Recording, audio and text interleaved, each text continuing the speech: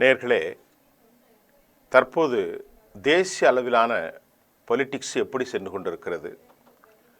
அதாவது நாம் பார்க்கிற போது இந்த வழக்கில் ஞானேஷ்குமார் அவர் தேர்தல் கமிஷனர், அவர் மோசடியில் சம்பந்தப்பட்டிருக்கிறார், ஒரு அரசியல்வாதியாக செயல்படுகிறார். ஆகவே 62 லட்சம் வாக்காளர்களை அவர் நீக்கம் செய்தார் என்றும் 40 பேர் கொண்ட அந்த கமிட்டி கர்நாடகா மற்றும் நாடு முழுவதும் வாக்குகள் திருடப்பட்டிருப்பதாக நாம் செய்திகளை வெளியிட்டிருக்கிறோம். பல ஆயிரக்கணக்கானவர்கள் இதை பார்த்து கொண்டிருக்கிறார்கள். இது நிரூபிக்கப்படுகின்ற நேரத்தில் அவற்றின் உண்மைகள், மேனிப்புலேஷன், டேம்பரிங் எப்படி எடுத்துக்கொண்டாலும் அது வீதிக்கு வரும். அதில் எந்த சந்தேகமும் இல்லை. தற்போதைய செய்தி என்னவென்றால், திரு ராகுல் காந்தியின் இந்த நடவடிக்கை இந்தியாவை தாண்டி உலகம் முழுவதும் வாழ்கிற இந்திய மக்களுக்கிடையும் மோடி அரசின் மீது ஒரு அவநம்பிக்கை ஏற்படுத்தியதை ஞானேஷ்குமாருடைய பேட்டி தெரிவித்தது. இந்தியா கூட்டணி எதிர்க்கட்சிகள், அவர்களுக்கு ஜனநாயக ரீதியில் சில உரிமைகள் உண்டு. சேர்ப்பித்தல், இணைத்தல் என்பதை தாண்டி 62 லட்சம் வாக்காளர்களையும் தாண்டி பல இடங்களில் ஆட்கள் இல்லாத வீடுகளில் இருப்பதாகவும், வீடுகள் இல்லாததை 0ல் 500 வாக்காளர்கள், 180 வாக்காளர்கள், 70-40 என்று பதிவு செய்ததை திரு ராகுல் காந்தியுடைய தலைமையிலான டீம் அறிவிப்பு செய்த அதே நேரத்தில் ஓட்டர்ஸ் அதிகார் யாத்ரா அவர் மேற்கொண்டிருந்தார். அதே நேரத்தில் மாலை 3 மணிக்கு தேர்தல் அதிகாரியும் தனது பிரஸ் மீட்டிங்கை வைத்திருந்தார். அவர்களிடத்திலே கேட்ட கேள்விக்கு எந்த பதிலையும் அவர் வழங்க மறுத்துவிட்டார், அல்லது அவரால் வழங்க இயலவில்லை. அதாவது ரைட் இன்ஃபர்மேஷன் ஆக்டில் கேட்ட தகவல்களை சொல்ல முடியவில்லை, டிஜிட்டல் ஏன் தரவில்லை, வீடியோ பதிவுகள் ஏன் தரவில்லை, இப்படி ஏராளமான கேள்விகள். எப்படி நீங்கள் எதற்கும் அவர் பதில் சொல்லவில்லை என்பதை நிர்மலா சீதாராமனுடைய கணவர் பொருளாதார நிபுணர் பர்கலா பிரபாகர் அவர்கள் தெரிவித்திருந்த கருத்தும் நாம் இப்பொழுது பார்க்கிறோம். இந்த நிலையில் திடீரென 330(1) என்ற பிரிவில் ஒரு அமெண்ட்மெண்ட்டை அவர்கள் கொண்டு வந்தார்கள். இந்த அமெண்ட்மெண்ட்டின் மூலமாக யாரெல்லாம் அமைச்சர்களாக இருந்தாலும் முதல்வராக இருந்தாலும் தவறு செய்தால் இந்த 130 பிரிவு ஏயின் படி அவர்கள் குற்றவாளிகளாக கைது செய்யப்பட்டு அவருடைய பிரைமா ஃபேசியின் அடிப்படையில் சிறையில் வைத்து 30 நாட்களுக்கு மேல் அவர்களுக்கு வெளியே வராமல் 31 நாள் இருக்கும் நிலை தொடர்ந்தால் ஆட்டோமேட்டிக்காக இந்த 130(7) அவங்க டிஸ்குவாலிஃபைட் ஆயிடுவாங்க, முதலமைச்சராக போயிடுவாங்க, இருக்க முடியாது. இது ஒரு சர்வாதிகார சட்டம் என்றும், இதன் மூலமாக வேண்டுமென்றே ரீஜனல் பார்ட்டிஸ் பலரை அழிப்பதற்கு பாஜக பெரிய அளவில் திட்டம் போட்டிருப்பதையும் எதிர்க்கட்சிகள் குழப்பின பெரிய அளவில் போராடுறாங்க. அப்போ இப்போ இதில் 2 விஷயத்தை நாம் இணைத்து பார்க்கணும். ஒன்று, ஓட்டர்ஸ் அதிகார் யாத்ரா நடந்து இந்தியா முழுவதும் பரபரப்பாக சென்று கொண்டிருக்கிற நேரத்தில் இந்த 130 கொண்டு வர நோக்கம் என்ன? காஷ்மீருக்கான அதிகாரம் இதுவரை கொண்டு வரலையே 2025, 130 கொண்டு வருவதற்கு நோக்கம் என்ன? 3 சட்டங்களை உடனடியாக கொண்டு வந்து இதை அவர்கள் மடைமாற்றம் செய்கிறார்கள், மக்களுடைய அட்டென்ஷனை திருப்புறார்கள் என்பதுதான் குற்றச்சாட்டு. இதில் உண்மை இருக்க அதிகம் வாய்ப்பு இருக்கிறது. ஏனென்று கொண்டால் அமித்ஷாவை பொறுத்தவரை ஒரு சாதாரணமான ஆள் இல்லை, ஒரு மிகப்பெரிய அரசியல் சாணக்கியன். எந்த நேரத்தில் எதை மக்கள் பேசும்போது எதை மடைமாற்றம் செய்ய வேண்டும் என்று அவருக்கு அதிகம் தெரியும். ஆகவேதான் எதிர்க்கட்சிகள் கேட்டார்கள், 2010 குஜராத் படுகொலையின் வழக்கில் நீர் கைது செய்யப்பட்டு நீங்கள் சிறையில் இருந்தீர்களே என கேட்டார்கள் காங்கிரஸ் கட்சியின் சார்பில். ஆம், நான் இருந்தேன், அதற்கு முன்பு என் பதவியை ராஜினாமா செய்து விட்டேனே என்று அவர் ரொம்ப சாணக்கியத்தனமாக பதில் சொன்னார். திருப்பி சொன்னால் 3000க்கும் மேற்பட்ட அப்பாவிகள், ஏழைகள் படுகொலை செய்யப்பட்டார்கள். நரோடா பாட்டியா, குல்பர்கா சொசைட்டி, பெஸ்ட் பேங்கு, பில்கிஸ் பானு குடும்பங்கள் எல்லாம் அழிக்கப்பட்டது, தரைவாக்கப்பட்டது, 13 பேர் கொலை செய்யப்பட்டார்கள். இந்த விவகாரங்களை எல்லாம் இப்பொழுது எளிதாக உலகம் மறந்து போய்விட்டது.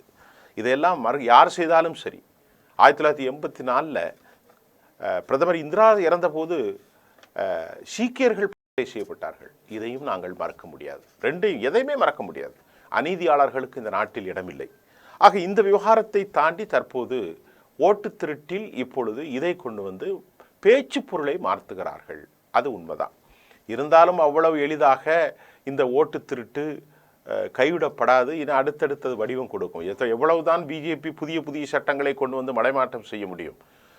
தற்போதைய நிலையில் சந்திரபாபு நாயுடு அவருடைய 16 எம்பிக்கள் கலந்து கொள்ளவில்லை என்ற ஒரு செய்தி கிடைத்திருக்கிறது. எதுக்கு? ரெட்டியை வைஸ் பிரசிடெண்டாக நியமனம் செய்வதற்கு திரு நாயுடு எம்பிக்கள் அந்த கூட்டத்தில் என்டிஏ கூட்டத்தில் கலந்து கொள்ளவில்லை என்ற செய்தி வந்தது. ஆனால் அதற்கு பின்பு நேற்று நாயுடு அவர்கள் தமிழ்நாட்டுடைய சிபி ராதாகிருஷ்ணனுக்கு ஆதரவு தெரிவித்து விட்டார் என்பது வேறு கதை. இந்த 131 அமெண்ட்மெண்ட் யாராக இருந்தாலும் காலி செய்வது ரீஜனல் பார்ட்டிக்கு பெரும் சிக்கலை ஏற்படுத்தும் என்பதும் நாயுடுக்கும் சிக்கல் தானே. அவர் மீது வழக்குகள் நான் நேற்று சொன்னேன். ஒரு வழக்கு 2 வழக்கு இல்லை. அங்கு இருக்கக்கூடிய சாலை வழக்குகள், அமராவதியினுடைய லேண்ட்ஸ்கேம் வழக்குகள், நிறைய வழக்குகள் இருக்கிறது. அவர் மீது சிபிஐ வழக்கு பதிவு செய்திருக்கிறது. என்ஃபோர்ஸ்மெண்ட் டைரக்டரேட் வழக்கு இருக்கிறது. நாளை அவர் ஆதரவை மறுத்தால் அடுத்த நிமிடம் அவர் கைது செய்யப்படலாம் என்ற சூழலில் தற்போது விழுங்கவும் முடியாமல் வெளியே தள்ளவும் முடியாத ஒரு அபாய கட்டத்தில் திரு சந்திரபாபு நாயுடு இருப்பதையும், இதையெல்லாம் மீறி சந்திரபாபு நாயுடுக்கு ஒரு பெரிய ஆஃபரை இந்தியா கூட்டணி வழங்கியிருக்கிறார்களாம். அந்த செய்தி வந்திருக்கிறது. அதனுடைய அத்தென்டிசிட்டி குறித்து நம்மிடத்தில் எந்த எவிடன்ஸும் இல்லை. எல்லாம் அப்படி பேசப்பட்டு பின்புதான் அவை உறுதி செய்யப்படும். இப்பொழுது நாயுடை பொறுத்தவரை ஒரு நிர்பந்தத்தில்தான் பாரதிய ஜனதாவுக்கு ஆதரவு கொடுத்திருக்கிறார். ஒன்று, என்ன நிர்பந்தம் என்று பார்க்கிற போது இந்த வழக்கிலிருந்து தன்னை தற்காத்து கொள்ளவும், அதே போன்று தனது அமராவதிக்கு தேவையான நிதிகளை பெறுவதற்காகவுமே அவர் இதத்தில் சேர்த்து கொண்டிருக்கிறார். அதே சமயம் நாயுடு தொடர்ந்து பயணிக்க முடியாத ஒரு அச்சத்தில் அவர் இருப்பதாகவும், இதனால் என்டிஏ கூட்டணியால் வருங்காலம் தமக்கு சூன்யமாக மாறிவிடும் என்றும் அவர் அஞ்சுகிறார். இதற்கு தான் அவருடைய மகன் நயாரா லோகேஷ் அவரை மாநில பதவிக்கு நியமித்துவிட்டு என்ன சொல்லியிருக்கிறாங்க ராகுல் காந்தி தனிமையில் பேசுகிற போது, இது நம்முடைய ஜெகன்மோகன் ரெட்டி சொன்னது, நீங்கள் 2 ஆஃபர் உங்களுக்கு இந்தியாவினுடைய ஜனாதிபதியாக திரு நாயுடுவை நியமிப்பதற்கு அவர்கள் முடிவு செய்திருக்கிறார்கள். நாயுடுவை இந்திய ஜனாதிபதியாக நியமித்தால் இந்த வழக்குகள் அனைத்தும் முழுமையாக தூர்வாரப்படும், அழிக்கப்படும், இல்லாமல் போகும். த ஹானரபிள் பிரசிடென்ட் ஆஃப் இந்தியாவுக்கு மேலே அவருக்கு எந்த வழக்கும் நிற்க முடியாது. எந்த இன்வெஸ்டிகேஷன் ஏஜென்சியும் அவரோடு தொட முடியாது. அனைத்தும் ஃபால் டவுன். அப்போ அப்படிப்பட்ட சூழ்நிலையில் இதை வருவதற்கான திட்டங்கள் ஒன்று ரகசியமாக சென்று கொண்டிருப்பதாகவும், அதே போன்று நிதிஷ்குமாருடைய 16 எம்பிக்கள் ஒரு கருத்து என்ன சொன்னால், டிசம்பருக்கு பின்பு நிதிஷ் கண்டிப்பாக தோல்வியை சந்திக்கலாம். அப்படி சந்திக்கின்ற போது எம்பிக்கள் இடம் தெரியாமல் மாறலாம். அவற்றில் 6 எம்பிக்கள் இந்தியா கூட்டணிக்கு வரலாம், மீதி உள்ளவர்கள் வேறு கூட்டணிக்கு செல்லலாம் என்றெல்லாம் சொல்லப்படுகின்றது. தேஜஸ்விக்கு தற்போது பீகாரில் அதிக வாய்ப்புகள் இருப்பதையும், நிதிஷ்குமாருடைய 12 எம்பிக்களில் பலர் இந்தியா கூட்டணிக்கு திரும்புவதும், நிதிஷ் ஒருவேளை தோற்றால் பெரிய அளவிலான சிக்கல்களும் மாற்றங்களும் தேசிய அளவில் ஏற்படும் என்பதையும் சொல்லப்படுகிறது. அது மட்டும் இல்லாமல் தற்போது அடுத்த செய்தியில் 40க்கு மேற்பட்ட கார்ப்பரேட் கம்பெனிகள் மோடிக்கு ஆதரவை அவர்கள் வழங்கவில்லை என்றும், அமெரிக்கா வரி விதித்தற்கும் இந்த கார்ப்பரேட்டுகள் அமெரிக்காவோடு நெருக்கமாக சில செய்திகளை சொன்னதாகவும், குறிப்பாக மோடியின் சரிவை அவர்கள் உணர்ந்து கொண்டதாகவும் கூட சில செய்தி ஏடுகள் தனது செய்தியை தெரிவிப்பதை நான் இப்பொழுது ஆதாரமாக கையில் வைத்திருக்கிறேன். ஒரு செய்தியை நான் பேசும்போது அந்த செய்திக்கான அத்தென்டிசிட்டி இருக்கிறது. நீங்கள் எதை பேஸ் பண்ணி பேசுனீங்கன்னு கேட்டால் நான் அந்த வீடியோ பதிவை நான் பேசுவதற்கு 2 நாட்களுக்கு முன்பு அது வெளியானதை நான் உங்களுக்கு தர காத்திருக்கிறேன். ஆகவே இவற்றில் அம்பானி, ஆதானி உள்பட இந்த 2 கார்ப்பரேட்டுகளும் இந்த 40 கார்ப்பரேட்டுகளில் அடங்குவார்கள் என்றும், இவர்கள் அமெரிக்காவில் சில செய்திகளை மேல்மட்டத்தில், இந்த கார்ப்பரேட்டுகள்னால் சாதாரணமான இல்லை, பல லட்சக்கணக்கான கோடி ரூபாய் உள்ளவர்கள், ஆகவே இவர்கள் மோடியின் சரிவை யூகித்திருக்கிறார்கள் என்று சொல்லப்படுகிறது. இதற்கிடையிலே கர்நாடகாவினுடைய இந்த ஓட்சாரி வெற்றி பெறவில்லை. ட்ரம்புடைய அரசாங்கத்தினுடைய நிலைமைப்பாடுகள், ரிலையன்ஸ் அம்பானி அவருடைய குடும்பத்தில் ORF என்று சொல்லக்கூடிய ஒரு ஆய்வு களம் ஒன்று இருக்கிறது, ரீசர்ச் அண்ட் டெவலப்மெண்ட்.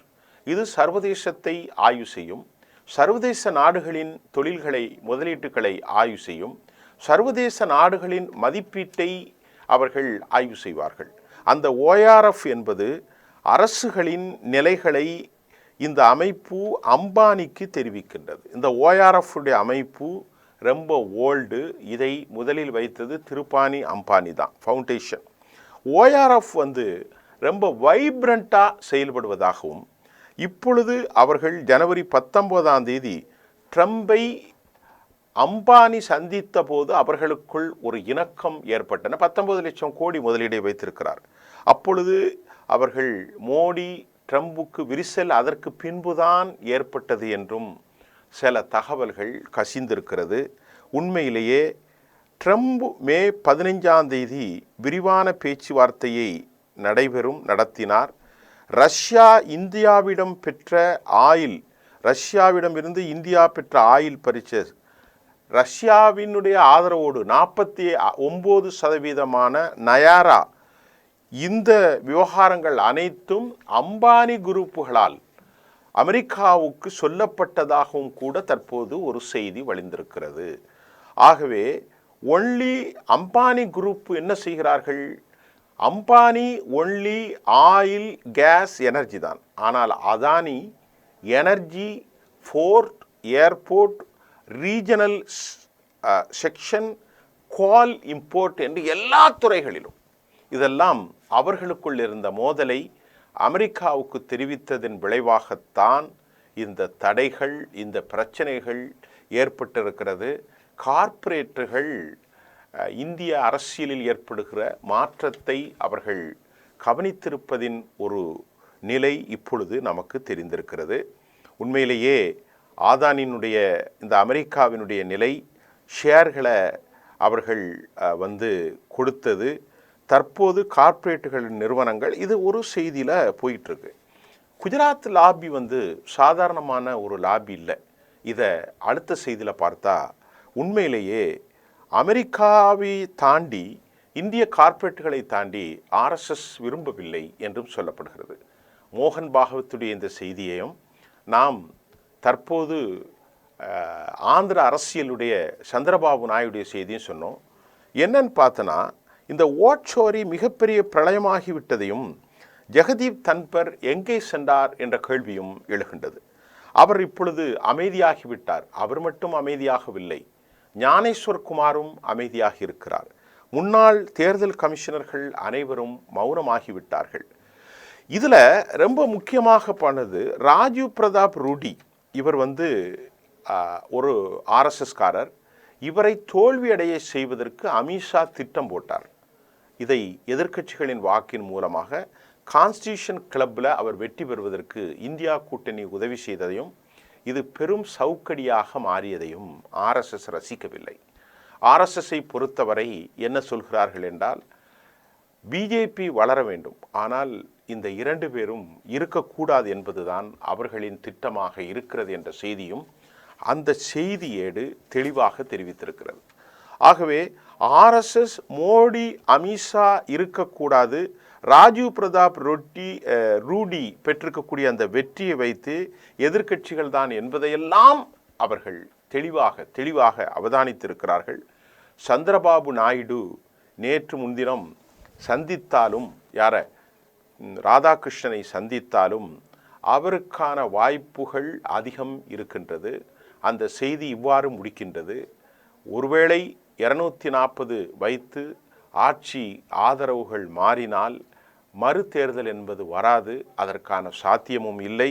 ஆனால் அவர் ஜனாதிபதியாக ஆக்கப்படலாம் என்ற ஒரு செய்தியில் உண்மை இருப்பது இல்லை என்பதை தாண்டி இப்போது பேச்சு பொருளாக ஆகியிருக்கிறது. அதே சமயம் இந்த ராஜீவ் பிரதாப் ரூட்டி கான்ஸ்டியூஷனல் கிளப்புக்கு வந்தது தற்போது இன்டர்னல் கிரைஸை பிஜேபிக்குள்ளே ஏற்படுத்தியிருக்கிறது. இருக்கக்கூடிய 240 பேரும் பாரதிய ஜனதாவில் மோடி அமித்ஷா ஆதரவாளர்கள் அல்ல. நல்லா கவனிங்க. அதில் ஒரு மிகப்பெரிய அளவுக்கு ஆர்எஸ்எஸ்னுடைய ஆதரவாளர்களாக இருக்கிறார்கள். ஆகவே இப்பொழுது நேரடியாக நாயுடு மிரட்டப்பட்டிருக்கிறார். இங்கே பாருங்கள், நீங்கள் ஏன்னா அவங்களுக்கு எல்லா இன்டெலிஜென்ஸும் தெரியும். நீங்கள் அங்கே மாறினா உங்களுடைய அரசியல் அவ்வளவுதான், ஏஜென்சி ரெடியாக இருக்குது அப்படிங்கிறத நேரடியாக சொல்லிவிட்டதாகவும் தெரிகின்றது. ஆகவே ஒரு நீண்ட அனுபவம் கொண்ட நாயுடு ஒரு ரொம்பவே எதிர்பார்த்து கொண்டிருக்கிறார். செப்டம்பர் 15க்கு அப்புறம் என்ன நடக்க போகுது, 17க்கு அப்புறம் உடனடியாக 17ஆம் தேதி அவர் பதவியிறக்க மாட்டார்.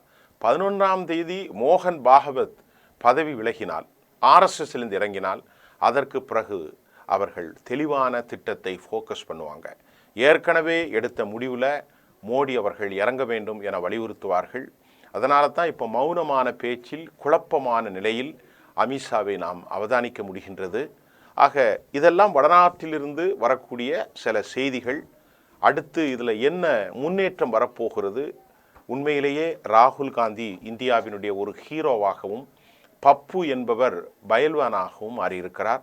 அவர் கொண்டு வந்த வாட்சோரி, அதாவது வாக்கு திருடப்பட்ட வாக்கின் மறுவடிவமாக ரீஜனல் பார்ட்டிகளை அழுத்தி ஒரே நாடு ஒரே தேசம் ஒரே ஓட்டு என்பதை கொண்டு வருவது பின்னால் தங்களுக்கு சிக்கலை ஏற்படுத்திவிடும் என்பதை ஆதரவில் இருக்கக்கூடிய என்டிஏயில் இருக்கிறவங்களே அச்சப்படுகிறார்கள். ஆக ஒரு காலத்தில் இப்பொழுது மாறலாம். இப்பொழுது எதிர்க்கட்சிகள் கடுமையான இணைப்பிலும் ஒற்றுமையிலும் இருக்கிறது. அவர்களுக்கு ஒரு நல்ல சோர்ஸ் தான். என்ன நடக்கப் போகிறது? இதில் ஒரு பெரிய செட்பேக் மோடிக்கு ஆர்எஸ்எஸ்னுடைய குடைச்சல், எதிர்க்கட்சிகளுடைய குடைச்சல், வாக்கு திருட்டு விவகாரம்.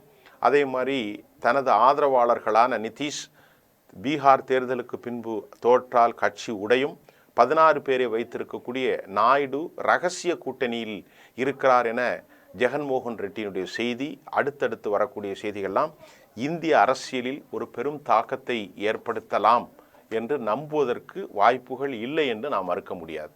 நன்றி.